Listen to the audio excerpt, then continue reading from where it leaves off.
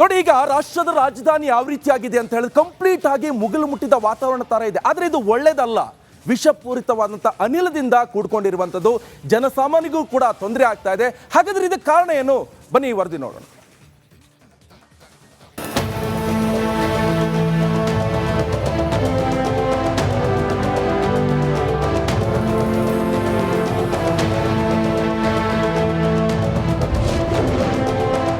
ರಾಷ್ಟ್ರ ರಾಜಧಾನಿಗೆ ವಿಷಗಾಳಿ ಕಂಟಕ.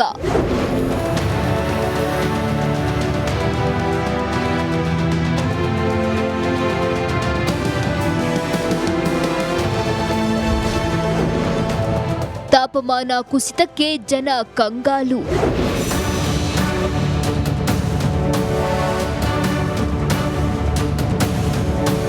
ವಾವ್, ಎಷ್ಟು ಚೆನ್ನಾಗಿ ಮಂಜು ಆವರಿಸಿದೆ, ಸಖತ್ತಾಗಿದೆ ಅನ್ಕೊಂಡ್ರಾ?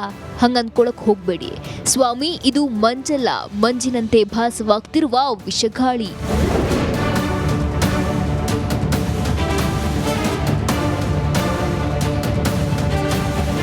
ರಾಷ್ಟ್ರ ರಾಜಧಾನಿ ದೆಹಲಿ ವಿಷಗಾಳಿಗೆ ತತ್ತರಿಸಿ ಹೋಗಿದೆ. ತಾಪಮಾನ ಕುಸಿತದ ಪರಿಣಾಮ ಉಸಿರಾಟಕ್ಕೂ ಕಷ್ಟವಾಗಿದೆ. ಬೆಳಗ್ಗೆ ಹಾಗೂ ಸಂಜೆ ಮಂಜು ಆವರಿಸಿದ ವಾತಾವರಣ ಕಂಡುಬರ್ತಿದ್ದು ವಾಯು ಮಾಲಿನ್ಯ ಭೀಕರತೆಗೆ ಸಾಕ್ಷಿಯಾಗಿದೆ.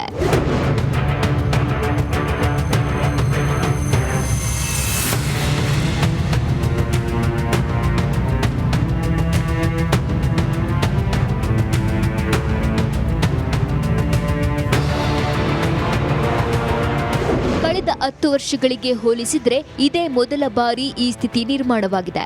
ಸಾಮಾನ್ಯವಾಗಿ ನಾವು ಉಸಿರಾಡಲು AQI 50ರಷ್ಟು ಇದ್ರೆ ಉತ್ತಮ. AQI 50ರಿಂದ 100ರಷ್ಟು ಇದ್ರೂ ಸ್ವಲ್ಪ ಪ್ರಮಾಣದಲ್ಲಿ ಪರವಾಗಿಲ್ಲ. ಆದ್ರೆ ದೆಹಲಿಯಲ್ಲಿ AQI 441 ತಲುಪಿದೆ. ದೆಹಲಿ ಇನ್ ಡೇಂಜರ್ ಅನ್ನೋದು ಮತ್ತೊಮ್ಮೆ ಸಾಬೀತಾಗಿದೆ.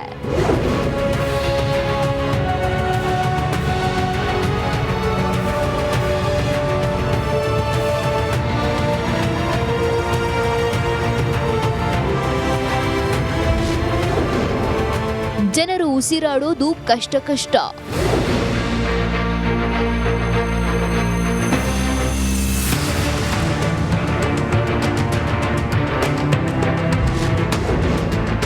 ವೃದ್ಧರು, ಮಕ್ಕಳಿಗೆ ಮಾಸ್ಕ್ ಕಡ್ಡಾಯ.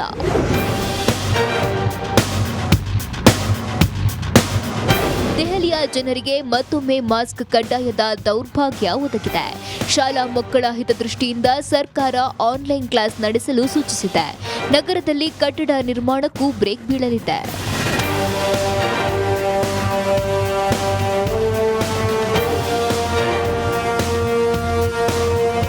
ಮಾಲಿನ್ಯ ನಿಯಂತ್ರಣ ತಡೆ ದೆಹಲಿ ಸಿಎಂ ಅತೀಶಿ ಸರ್ಕಾರಕ್ಕೆ ಸವಾಲಾಗಿದೆ.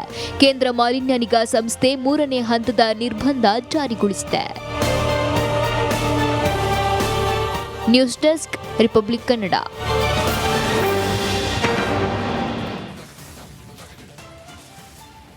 ನೋಡಿ, ಹಾಗಾದ್ರೆ ಇಷ್ಟೆಲ್ಲ ಅವಾಂತರ, ಇಷ್ಟೆಲ್ಲ ವಾಯು ಮಾಲಿನ್ಯಕ್ಕೆ ಕಾರಣ ಏನಿರಬಹುದು? ಹಾಗಾದ್ರೆ ಕಂಪ್ಲೀಟ್ ಆಗಿ ಒಂದೊಂದು ಪಾಯಿಂಟ್ಸ್ ಅನ್ನ ನಾನು ನಿಮಗೆ ಎಕ್ಸ್ಪ್ಲೈನ್ ಮಾಡ್ತಾ ಹೋಗ್ತೀನಿ. ಸಮಸ್ಯೆ ಯಾವುದರಿಂದ ಆಗ್ತಾ ಇದೆ ಹಾಗಾದ್ರೆ ಎನ್ನುವಂಥದ್ದು ಇಲ್ಲಿ ಕಂಡು ಬರ್ತಾ ಇರುವಂಥದ್ದು ಬಹಳ ಪ್ರಮುಖವಾಗಿ ಒಂದಿಷ್ಟು ಅಂಶಗಳು ಇರುವಂಥದ್ದು. ಜೊತೆಗೆ ಇದಕ್ಕೆ ಸಮಸ್ಯೆ ಏನು ಹಾಗಾದ್ರೆ ನೋಡ್ತಾ ಹೋಗೋಣ. ನಂಬರ್ 1, ವಾಹನಗಳಿಂದ ಬರುವಂತಹ ಹೊಗೆಯಿಂದಾಗಿ ವಾಯು ಮಾಲಿನ್ಯ ಸಮಸ್ಯೆ ಉಂಟಾಗ್ತಾ ಇದೆ. ಬಹಳ ಇಂಟ್ರೆಸ್ಟಿಂಗ್ ವಿಚಾರ ಅಂತ ಹೇಳಿದ್ರೆ, ಈ ವಾಹನಗಳಿಂದ ಬರ್ತಾ ಇರುವಂಥ ವಾಹನಗಳಿಂದ ಹೊಗೆ ಬರ್ತಾ ಇರುವಂಥ ಕಾರಣದಿಂದಲೇ ವಾಯು ಮಾಲಿನ್ಯ ಉಂಟಾಗ್ತಿದೆ. ಅದಕ್ಕೆ ಈಗ ಎಲೆಕ್ಟ್ರಿಕಲ್ ಬೈಕು, ಎಲೆಕ್ಟ್ರಿಕಲ್ ಕಾರು ಏನೇ ಇದ್ರೂ ಕೂಡ ಅದನ್ನೇ ಬಳಸಿ ಅಂತ ಸರ್ಕಾರ ಕೂಡ ಹೇಳ್ತಾ ಇದೆ. ಜೊತೆಗೆ ನೆಕ್ಸ್ಟ್ ಏನಾಗ್ತಾ ಇದೆ ಅಂತ ಹೇಳಿದ್ರೆ, ನಂಬರ್ 2 ಚಳಿಗಾಲ ಹೆಚ್ಚಾದಂತೆ ಹವಾಮಾನ ಮೇಲೆ ಪರಿಣಾಮ ಬೀರುತ್ತೆ. ಈಗ ಚಳಿಗಾಲ ಹೆಚ್ಚಾಗ್ತಾ ಹೋಗ್ತಾ ಇದ್ದಂಗೆ ಹವಾಮಾನ ವೈಪರೀತ್ಯ ಕೂಡ ಉಂಟಾಗುತ್ತೆ. ಚಳಿಗಾಲದಲ್ಲಿ ಯಾವ ರೀತಿಯಾಗಿ ಸಮಸ್ಯೆನ ಎದುರಿಸ್ತೀವಿ ಅಂತ ಎಲ್ಲರಿಗೂ ಗೊತ್ತಿರುವಂಥ ವಿಚಾರ. ಸೊ ಇನ್ ಕೇಸ್ ಏನಾದರೂ ಚಳಿಗಾಲದಲ್ಲಿ ಹವಾಮಾನ ವೈಪರೀತ್ಯದಿಂದ ಇಂಥದೇ ಸಮಸ್ಯೆ ಉಂಟಾಗುತ್ತೆ. ನಂಬರ್ 3 ನೋಡಿ, ದೆಹಲಿಯಲ್ಲಿ ಹೆಚ್ಚಿನ ಜನಸಂಖ್ಯೆ ಹಿನ್ನೆಲೆ ವಾಯು ಮಾಲಿನ್ಯ ಉಂಟಾಗ್ತಾ ಇದೆ. ಅಲ್ಲಿ ಸಾಕಷ್ಟು ಜನಸಂಖ್ಯೆ ಇದೆ. ಈ ನಿಟ್ಟಿನಲ್ಲಿ ಅಲ್ಲಿ ವಾಯು ಮಾಲಿನ್ಯ ಸಮಸ್ಯೆ ಉಂಟಾಗ್ತಾ ಇದೆ ಅನ್ನುವಂಥದ್ದು ಮೇಲ್ನೋಟಕ್ಕೆ ಗೊತ್ತಾಗ್ತಾ ಇರುವಂಥದ್ದು. ಜೊತೆಗೆ ಈಗ ಈ ಸಮಸ್ಯೆಗೆ ಮೂಲಭೂತ ಕಾರಣ ಏನಪ್ಪಾ ಅಂತ ಹೇಳಿದ್ರೆ, ಒಂದು ವಾಹನದಿಂದ ಹೊಗೆ, ಚಳಿಗಾಲದಲ್ಲಿ ಆಗ್ತಾ ಇರುವಂಥ ವ್ಯತಿರಿಕ್ತ ಪರಿಣಾಮ, ಜೊತೆಗೆ ಈಗ ಸಾರ್ವಜನಿಕ ಮೂಲಸೌಕರ್ಯಕ್ಕೆ ಕಡಿಮೆ ಹೂಡಿಕೆ ಕಾರಣ. ಒಂದಿಷ್ಟು ಕಾರ್ಖಾನೆಗಳ ಹೊಗೆ ಇರ್ಬೋದು, ಸಾರ್ವಜನಿಕ ಮೂಲ ಸೌಕರ್ಯ ಏನು ಒದಗಿಸ್ತಾ ಇಲ್ಲ, ಅದೆಲ್ಲವೂ ಕೂಡ ಸಮಸ್ಯೆ ಆಗ್ತಾ ಇದೆ. ಅದರ ಜೊತೆ ನೆಕ್ಸ್ಟ್ ಕೈಗಾರಿಕಾ ಮಾಲಿನ್ಯ, ಕಸದ ಡಂಪ್ಗಳಿಂದ ವಾಯು ಮಾಲಿನ್ಯ. ಈಗ ಕಾರ್ಖಾನೆಗಳಿಂದ ಹೊರಸೂಸುವಂತ ಹೊಗೆ ಒಂದ್ ಕಡೆ ಆದ್ರೆ ಕಸಗಳನ್ನ ವಿಲೇವಾರಿ ಸರಿಯಾಗಿ ಮಾಡ್ತಾ ಇಲ್ಲ, ಅದನ್ನ ಎಲ್ಲೆಲ್ಲೋ ತಗೊಂಡೋಗಿ ಡಂಪ್ ಮಾಡ್ತಾರೆ, ಅದನ್ನ ಸುಟ್ಟಾಕ್ಬಿಡ್ತಾರೆ, ಅದರಿಂದ ಹೊಗೆ ಬರ್ತಾ ಇರುವಂತದ್ದು ಕೂಡ ಕಾರಣದಲ್ಲಿ ಇರ್ತಾ ಇರುವಂತದ್ದು. ಜೊತೆಗೆ ದೀಪಾವಳಿಲಿ ಪಟಾಕಿಯನ್ನ ಸಿಡಿಸಿರೋದು ಕೂಡ ಕಾರಣ ಆಗ್ತಿದೆ. ನಾನು ಈಗಲೇ ಹೇಳಿದ್ದೀನಿ, ಸುಪ್ರೀಂ ಕೋರ್ಟ್ ಇಂದ ಒಂದು ಆದೇಶ ಬರ್ತಾ ಇದೆ, ಇನ್ ಕೇಸ್ ಏನಾದರೂ ದೀಪಾವಳಿ ಹಬ್ಬದಲ್ಲೂ ಕೂಡ ಈ ಒಂದು ಪಟಾಕಿ ಸಿಡ್ಸೋಕ್ ಹೋಗ್ಬೇಡಿ, ಪರಿಸರ ಮಾಲಿನ್ಯ ಉಂಟಾಗಬಾರ್ದು. ಪರಿಸರ ಎಲ್ಲರ ಹಕ್ಕಿದು, ಪ್ರತಿಯೊಬ್ಬರ ಹಕ್ಕು ಕೂಡ ಇದೆ. ಈ ನಿಟ್ಟಿನಲ್ಲೂ ಕೂಡ ಕ್ರಮವನ್ನು ಕೈಗೊಳ್ಳಬೇಕಾಗತ್ತೆ. ಜೊತೆಗೆ ದೆಹಲಿ ಗಡಿಗೆ ಹರಿಯಾಣ, ಉತ್ತರ ಪ್ರದೇಶ ಹೊಂದ್ಕೊಂಡಿದೆ, ಇದು ಕೂಡ ಬಹಳ ಇಂಪಾರ್ಟೆಂಟ್. ಅಲ್ಲಿ ಈ ಭತ್ತ ಎಲ್ಲವನ್ನ ಬೆಳೀತಾರೆ, ಅಲ್ಲಿ ಸುಡ್ತಾ ಇದ್ದಾರೆ ಕೆಲವೊಂದು ಹುಲ್ಗಳನ್ನೆಲ್ಲ, ಅದು ಕೂಡ ಹೊಗೆಗೆ ಕಾರಣ ಆಗ್ತಿದೆ. ಅಲ್ಲಿನ ರೈತರು 35 ಮಿಲಿಯನ್ ಟನ್ ಬೆಳೆಗೆ ಬೆಂಕಿ ಹಚ್ಚುತ್ತಾ ಇದ್ದಾರೆ. ನೋಡಿ, ಈಗಾಗಲೇ ಹೇಳಿದಂತೆ 35 ಟನ್ ಬೆಳೆಗೆ ಬೆಂಕಿ ಹಚ್ಚುತ್ತಾ ಇದ್ದಾರೆ. ಈ ಪಂಜಾಬ್, ಹರಿಯಾಣದಲ್ಲಿ ಈ ಸಮಸ್ಯೆ ಕೂಡ ಕಾರಣ ಆಗ್ತಾ ಇದೆ. ಜೊತೆಗೆ ಇದರ ಹೊಗೆಯೂ ಕೂಡ ಗಾಳಿ ಜೊತೆ ಸೇರಿ ವಿಷವಾಗಿರುವಂತ ಸಾಧ್ಯತೆ ಇದೆ.